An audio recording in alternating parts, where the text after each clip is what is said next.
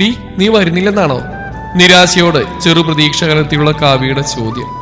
ഞാൻ വരും, ഇപ്പോഴല്ല, മറ്റന്നാൾ 12 ശേഷമല്ലേ മുഹൂർത്തം. അതിനുമുമ്പ് ഞാൻ അവിടെ എത്തിയിരിക്കും. നിനക്ക് നാളെ ഒത്തിരി പണികൾ കാണും മോളെ. ഒറ്റ ദിവസം കല്യാണ പെണ്ണിനെ പ്രിപ്പയർ ചെയ്യാൻ സമയമുള്ളൂ.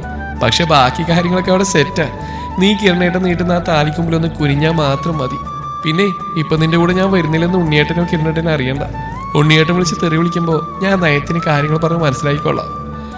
അമ്മ ഈ അവസ്ഥയിലാക്കി ഞാൻ വന്നാൽ ശരിയാവില്ല കാവ്യ. ഇന്നൊരു ദിവസമെങ്കിലും കൂടുന്നില്ലെങ്കിൽ എങ്ങനെയാ? വലവിധനയെ നില കാവ്യ കാര്യങ്ങൾ പറഞ്ഞ് മനസ്സിലാക്കി.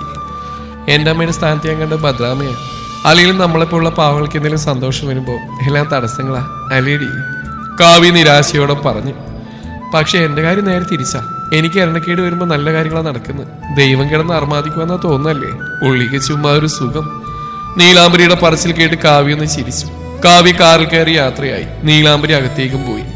മാൻഷനിലെ കാർ തറവാട്ടിൽ നിന്ന് പുറപ്പെട്ട നിമിഷം തന്നെ ഗാർഡ്സിൽ ഒരാൾ കാർ പുറപ്പെട്ട വിവരം ജാനെ വിളിച്ച് അറിയിച്ചു. കാർ മാൻഷനിൽ എത്തുന്നവരെ കാറിനെ ഫോളോ ചെയ്യാൻ ജാൻ പറഞ്ഞ പ്രകാരം ഗാർഡ്സ് അവരുടെ കാറിൽ ഡ്രൈവർ മധു ഓടിച്ചിരുന്ന കാറിനെ ഫോളോ ചെയ്തു.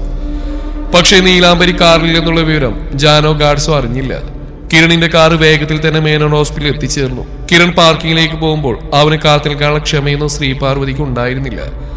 അവർ വേഗത്തിൽ തന്നെ ശോഭന ടീച്ചറുടെ റൂം ലക്ഷ്യമാക്കി നടക്കുമ്പോൾ ശരീരം തളരുന്ന പോലെ സ്ത്രീക്ക് തോന്നി.